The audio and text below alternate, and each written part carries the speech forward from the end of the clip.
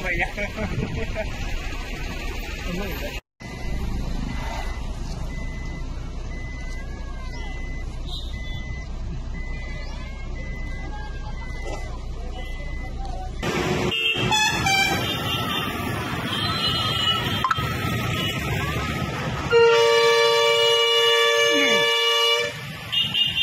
समस्या पानी आ गया है, घर उड़ गए। इतना है कि हम भैंस के लिए भूसा नहीं हटा पाए। अब भैंस पानी में रह गए थे, इतना बड़ा कीड़ा चढ़ गया था भैंस के ऊपर। आयल के भैंस उठाया तो हमारे आदमी के इस तरफ फट गए। बहने लगा कोई नहीं देख नहीं आया कि आप लोग सूचना नहीं दी क्या नहीं होगा इनके यहाँ पर। आप लोग सोचना नहीं थी, हम सामान हटाए कि वहाँ से सोचना चाहिए। प्रशासन की तरफ से कोई आया आपके पास? कोई नहीं आया। जब हमारे इतने लड़का बच्चा घबराने लगे, छोटे छोटे बच्चे हैं, तो क्या करें। प्रशासन ने राहत कैंप कुछ डिग्री कॉलेज को बनाया, क्या उसके लिए कोई आया है? अलाउंस दिया कि आप लोग वहाँ चले जाओ? हमारे यहाँ कोई ऊपर से कोई नहीं अधिकारी। आप लोगों ने बच्चे देख रहे थे तैर के निकल रहे हैं, सामान निकाल रहे हैं। हम खुद तैर के निकाल रहे थे ना, अभी महिलाएं पैर नहीं है, पैर के निकाल रही है। ऐसे हम पैर देते, तुम कल आते तो हमको देखते, ऐसे पैर यहाँ निकाले हैं। आपको खाना तो क्या किया? हम फिर खाना हमारे वहाँ से आ गए थे रिश्तेदारों से, जब हम खाना खाए। प्रशासन नहीं आया? हम बनाया नहीं सरकार। क्या नाम है आपका? हमको रोजेश कुमारी नाम है। कैसे क्या निकले, किस तरीके से सामान आप लोगों को बताया गया था? बाबू मतलब ये नेपाल आया था हमको 11 बजे, उससे पहले मतलब बलुआ हमारी कहीं आ चुका था, तो हम सामान निकाल रहे थे। आज खाना ये मान के चलो, और जब निकाल के मतलब ऊपर आ गए हैं, सब कुछ मजबूत रख दिया है अपने अड्डे में। फिर नेपाल न कोई नहीं आया, न कुलदीप आया, न राशन पानी कोई नहीं।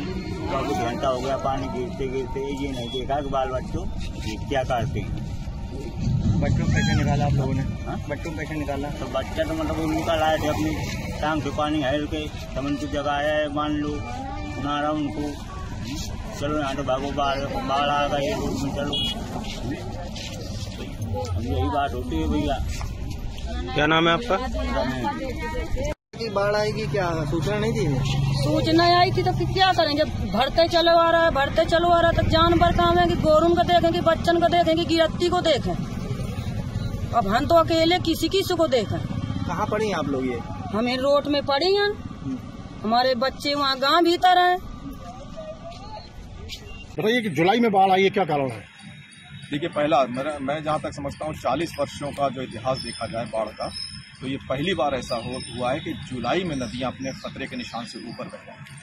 तो कहीं ना कहीं किसी न किसी तरह से क्लाइमेट चेंज का प्रभाव है, और अब बिल्कुल एक असमय वर्षा और प्रचंड वर्षा हो गई है। ये तो सौभाग्य की बात है कि हमारी नदियों की डिसिल्टिंग हो गई, तो उनकी गहराई भी बढ़ गई है, लेकिन अभी भी हमें तटबंधों को सुरक्षित रखना है और इस पर विशेष ध्यान देना पड़ेगा, विशेष तौर से कल्पवृक्ष का तटबंध, क्योंकि कभी कभी ऐसा भी हुआ है कि चारों तरफ से ब्लॉक है और पानी लिफ्ट करने की मशीनें अगर कहीं शांत हो गई और अंदर धुआंधार बारिश हो गई, तो नगर के लिए, गांव के लिए तो जो है वो तो चल ही रहा होगा प्रोटेक्शन स्कीम, लेकिन नगर को बचाना एक बहुत बड़ी समस्या हो जाएगी। इसलिए power pumping plant, water pumping plant मजबूती से रखे जाएं, और ताकि अगर चारों तरफ से कॉर्डन ऑफ होने के बाद अगर वर्षा होती है तो उसको लिफ्ट करके नदियों में फेंका जा सके, ताकि हमारी 50,000 की आबादी को सुरक्षा मिल सके।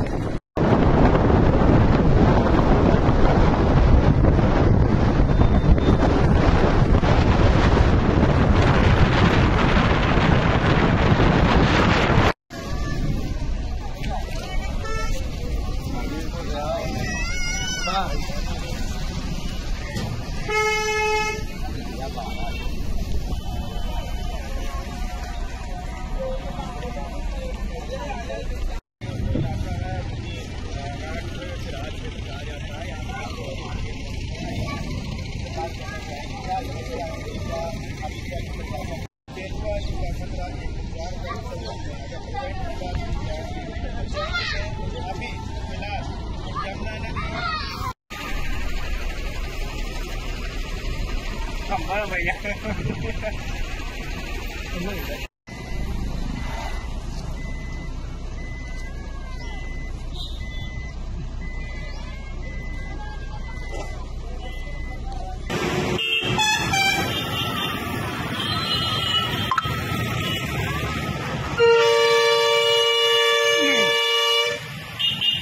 समस्या पानी आ गया है, घर उड़ गए हैं।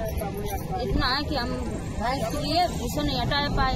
अब भैंस पानी में रह गए थे, इतना बड़ा कीड़ा चढ़ गया था भैंस के ऊपर।